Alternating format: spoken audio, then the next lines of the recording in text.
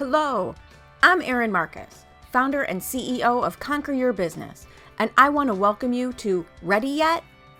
If all you needed was a step-by-step plan of what to do, you could buy a book on how to succeed and you would be all set. But here's the rub. You'll never do what it takes until you become the person it takes to do it. The Ready Yet podcast is dedicated to those who are ready to become the person who succeeds, ready to become the person who steps into more, and ready to become the best version of themselves. In the I'm Ready interview series, join me for inspiring conversations with people who figured out who they needed to be in order to achieve their dreams and were brave enough to be that person. Hello, and welcome to this episode of the Ready Yet podcast. Our whole theme is that you will never do what it takes until you become the person it takes to do it, right? And I'm talking to people who have done what they needed to do to get where they want to go.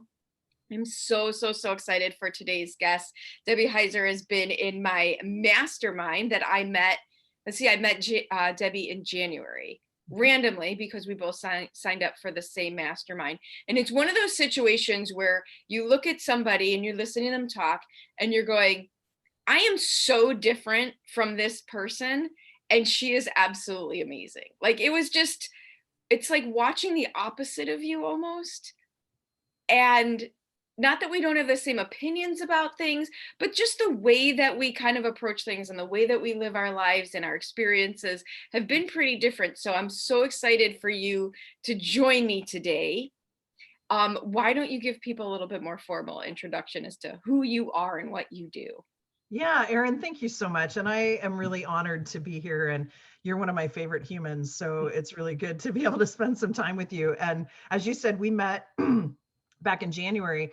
But what I do, my name is Debbie Heiser, and what I tell people is that I'm a chief igniter. And what that simply means is what I love to do and what ignites me is that I love to spark people's passions and then help them ignite that into a business or their life, period.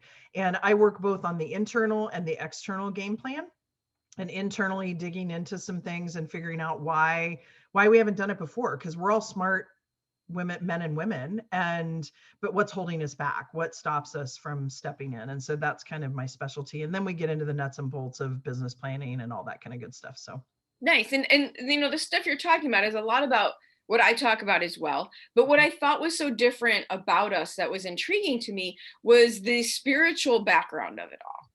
And it's not that I don't believe it all, but it's certainly not front and center in my work. Yet yeah. for you, it feels much more right there in front of things. So what was the inspiration for you to get to do what you're doing? I mean, where did this, open-ended question, where did it all come from, right? Where did it start? Actually, it's interesting how things come full circle because I got my master's degree at Gonzaga University in organizational leadership, and I have an emphasis in servant leadership. Now, there's a big misnomer about that word servant kind of gets people. It's not lay down and let people walk all over you. Right. It's about courage. It's about resiliency. It's about having those tough conversations because you love people. So I took this class called Foresight and Strategy, and it really encompasses a lot of the work that I do, where it's about stepping out of your mind a little bit. I know a lot of us as entrepreneurs, we live in our minds. We're analytical, we figure things out, we're data driven, we're making decisions all of the time. And so it's about stepping out of your head and getting in tune with your whole self. So your heart, which is actually smarter than your brain, and your will or spirit. So whatever that means for people. Some people it's universe, some people it's God, some people it's Buddha. For me, it's God.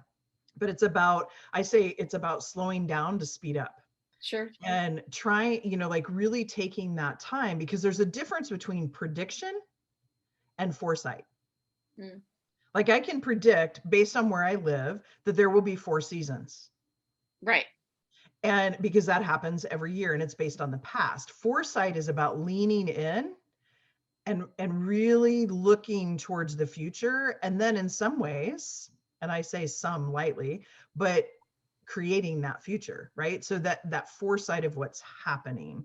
And there've been times, and I tell people it's kind of like, this is a really watered down version, Erin, but if you've ever thought of somebody and then later that day you get a phone call from them, Right, right.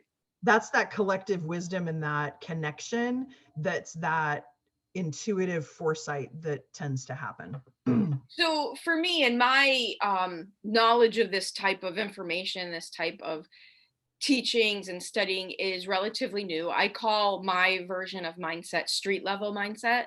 because I'm really about what do I need to do to overcome what's holding me back so I can get to do what I want to do. Were you always into this type of thing? It's so funny. I meet all these amazing people who are, I don't know if you listen, but Shayna Woods is an accountant with turquoise hair and believe, like, she calls herself the unicorn accountant because she was so far from this type of the thought process before. Were you always like this, or did this come later? That's a great question, Erin. And I would say a little of both. And what I mean by that is I've always been someone that's been tapped into my spirit and tapped into my source. But I was always in my head. I was very analytical. I was very action, that male, female. I was very action orientated. What do I need to do? How do I need to do it? What checklist can I check things off of? Yep. How can I plan and organize to get this done? And I would say actually up until, I guess it's been about this last decade, has been when I've really started to tap in, and more so the last couple of years, tap into the feminine side. Mm-hmm. And for me, that source and that heart, and so it's mindfulness, bodyfulness, spiritfulness, heartfulness. When I'm tapped into those four segments, it's about the ability to receive and then take the action. And sometimes it's the opposite. You take the action and then you receive. So as somebody who also is very much make a list, get it done type of analytical action taker, and I always called my what I did instinct. I didn't really know what was going on in the background. I just always knew what to do. I don't know why. And I always really attributed it to the fact that I had enough confidence in myself to know that I would make it work. But was there a catalyst for you that made you, with, sometimes I think it's age. Sometimes I think it's frustration. Like I hit the end of my rope with what wasn't working. So you become open to any idea at that point. Was there a Yeah. catalyst for you? Yeah. And actually, Erin, I want to touch on something you just said, and then I'll answer your question. So, part of what you said was that you're kind of instinct, right? And you go off of that instinct, and that instinct really is your intuition. But what you said was really important, that you had the confidence to know that you could get it done. And that's the whole self-worth piece. And that's the fact that you can go do this, and you have to have that in order to step into it. So I just had to say that because that was Sure. a No, huge absolutely. piece Because of I that. do know you're right. I meet all sorts of people who don't take action on their ideas because they just don't think they can do it. Yeah. And I've been one of those people, I mean, I know you and I've sat there and talked about it before, and it's like, okay, when are you going to get that great program going, Heiser? And I will be the first one to tell you, I have absolutely no reason or idea as to where did the confidence come from. I Yeah. couldn't tell you.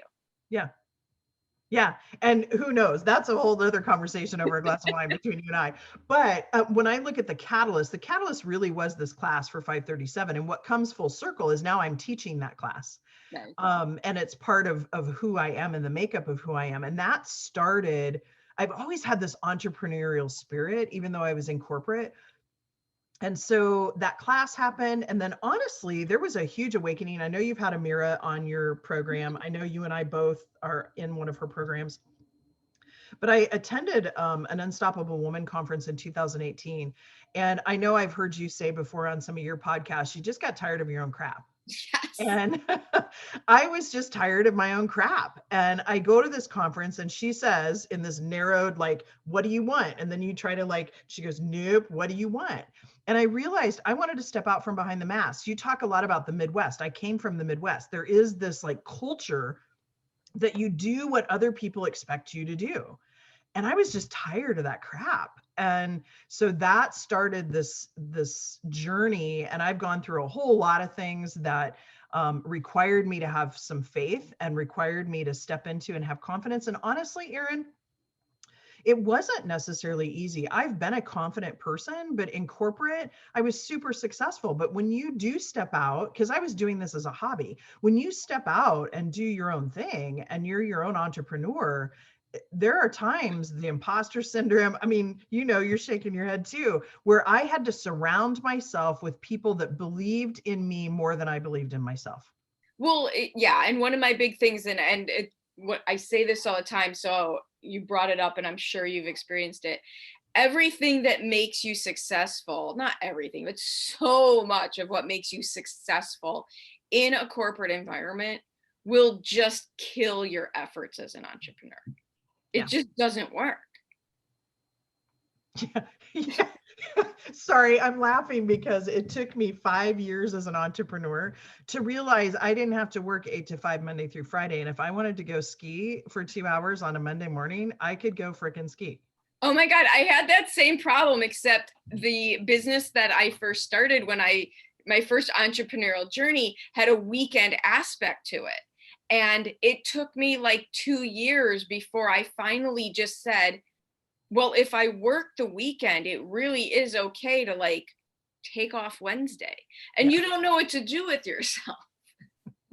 Yeah, it's like this culture shock. Like we've been drinking this Kool-Aid for so long that it's this super structure. And I will tell you that I work with a lot of clients on that because we have these work stories, just like we have our money stories, we have our work stories too. Get all of your homework done before you can play. Well, there can be a really good, I don't call it balance because I think we set ourselves up, but I think it's a work-life satisfaction. I use satisfaction. I don't use the word balance either, because balance to me immediately draws in a image of a teeter-totter, which is like a 50-50 situation, and it's never 50-50. As long as it's all working and happy, I'll use the word harmony. As long as it's all going together, Yeah. we all, it's very seldom 50-50. It's 70-30 in one direction, it's 60-40 in the other. It's constantly moving. But as Yeah. long as you can strike the harmony of it. I love that word harmony. Well, and to go back to your question, it wasn't always, I didn't always think this way. I always have had faith, and I've always known, like I've had some divine downloads before where I had made a decision and then it's like, nope, my gut is telling me that's not the right way to go. But when you talked about confidence, to me, that's an important piece because we also learn through cultural norms, family norms, not to trust our own instincts, not to trust our own discernment. And so, learning to trust your own inner voices is really important. And it took me some time to get to that point.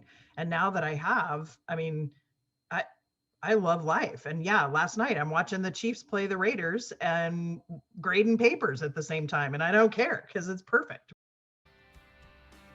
I hope you're enjoying this episode of the Ready Yet podcast. I know I really enjoy having conversations about who you need to be in order to reach new heights. As founder and CEO of Conquer Your Business, I work with my clients at the intersection where what they need to do to succeed meets who they need to be to do it. If you would like to have a conversation about your business, please reach out to me at erin@conqueryourbusiness.com. Right. So, I love how you say that, realizing what that instinct is, realizing that discernment, and you're going to laugh because I don't think I've been shared this with you before. The moment I realized how much I rely on instinct, and it came over a conversation about making scrambled eggs. And seriously, this is how weird my life is.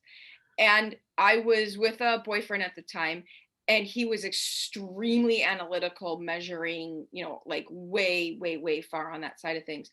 And I had been making scrambled eggs, and he asked me how I made them. And I'm like, wait, I am so not a cook. So like, it's one of the few things I actually can at least make edible. And he wanted to know exactly how long I mixed it for. Did I mix it with anything? How high did I put the oven on? How much butter did I put in the pan? And I had no information for him other than it was 2 eggs. and no details for him. And he's like, well, how do you know what to do? And that's my whole response was, the fire is high enough to cook the eggs and not high enough to burn down the house. And I have no more information for you. And he was astounded. And so when I meet someone like you, it's really interesting to me to know you don't feel like you were always like this, because I so clearly was not always like this. Mm-hmm. So if somebody like you and I have reached is kind of like, I'm sick of my own story, I'm sick of my own crap, it's not working. I did my Monday morning Facebook Live this morning that I started my journey with a gratitude practice when I, to try to make myself feel better in some ways. Right. I had gotten like crazy person. What would you recommend for someone starting to be interested in controlling, conquering their thoughts and being more in control of the world around them? Yeah, well, what's interesting, Erin, is I I have a true core belief that really I'm not in control of anything. I'm in control of myself, Mm-hmm. but and how I react to things. So it's more about self-exploration. And what I mean by that is not in a narcissistic manner, but really about turning the lens of observation. So instead of playing the victim game and going, oh, that's not happening, and I really would like to do something, and it's not happening because of this external, condition that's out there, turning that lens of observation back into myself and looking at it with the lens of curiosity and not judgment, not comparison. So that's the first thing. And I got to tell you, I think that's why it works better when we're older. Oh, yeah. Yeah. Well, there's this point too where I don't care, right? Like, and I think too, Erin, honestly, it took me moving from Kansas City to North Idaho, 60 miles south of Canada, out in the middle of the wilderness. I mean, not really. I mean, I live in a town, but to get away from that thought that I needed to do this like cookie cutter approach to things. Yeah. And so it's almost like you need a disruption of some sort. Absolutely. Part of the catalyst was my mom passing away, and looking at that and thinking life is short, and when I look at that and think, wow, I'm approaching the same age that she did when she passed away from breast cancer. If I were her, and I'm not manifesting this, but I wouldn't have a whole lot of time left. So there's something about that time, that Chronos time, that Mm-hmm. does kick us into gear. But what you were asking is, what can someone do? Honestly, I think we are in this world and we need to help each other. And so I am a firm believer. I have a business coach, even though I'm a business coach. You have a business coach, even though you're a business coach. Find somebody to help you, because what you've been doing so far, it's not getting you to the point where you want to be. And it's because you're too close to it. And it's so interesting, that was your recommendation. I just had this conversation with somebody who asked me for a book recommendation. And I'm an avid reader. I know you're an avid reader. I read everything I get my hands on. But I will also tell you that the changes for the interest level was peaked by reading, but no changes were made by reading, Right. because you're still applying it through your own lens. Yeah. And if you wanted to take, find someone who maybe has also read that book and can help guide you through the changes you're trying to make. Yeah. And I find too that I have to be very careful, because sometimes learning can be a crutch for me. Oh, I don't know enough about this, right, to take action. Yeah. And so then I'll be like, oh, I have to study and research and do all this stuff. And 2 years later, I'm still not doing what I wanted to do. Right. So Right. I have to be careful with that. And I know you and I've talked about that. And so, yes, the books are awesome, like you say, but finding somebody to be your Yoda, right? Like, I don't know too many people in this world that don't at least know of Star Wars, Right. and Yoda is like this guide who, he doesn't tell Luke Skywalker, he doesn't tell all these other people what to do. He just turns around and asks a question. Right. Well, and I had listened to somebody talk about, we all know the hero's journey type of storytelling. And because of speaking for a living, I study storytelling and I'm always working on it. And we're all into like the hero's journey. But this one speaker I was listening to was talking that even better than the hero is the guide who gets them through it. That the goal is not to be the hero, the goal is to be the guide. Yeah. And that's my mission, is to help guide people, help them find their own teacher within, because we all have it. We just got to tap into it. Awesome. Well, Yeah. that's like a perfect segue. So if somebody wants to reach out to you, what is the best way for them to get a hold of you? Yeah, thank you, Erin. You can follow me on Facebook or under Debbie Heiser or Three Vines Consulting. And then my website it's all spelled out. It's 3 and then V as in Victor, consulting.com. Feel free to book a 30-minute acceleration VIP call with me. And I would love to chat with you. And I'm so curious, and I love to hear about other people's stories and what makes them tick. And so would love to speak with anybody. So thank you, Erin. I appreciate Thank being you here. so much for joining me. It was awesome. Thank you so much for joining me on the Ready Yet podcast. I get so motivated by the amazing accomplishments of the remarkable people I meet, and I'm excited to be able to share some of their stories with you. You can find more episodes of Ready Yet at your favorite source for podcasts or at conqueryourbusiness.com. And if you've already decided that you are ready to become the person you need to be to achieve your big goals, feel free to reach out to find out how I can support you in your efforts. Or check out the Work with Erin page on the Conquer Your Business website. I also invite you to share this podcast with anyone you know who loves to learn and be inspired. And if you're so inclined, I'd be absolutely grateful for any reviews you'd like to share as well. Thanks again for joining me. This has been Erin Marcus, hopefully inspiring and helping you to go conquer your big dreams.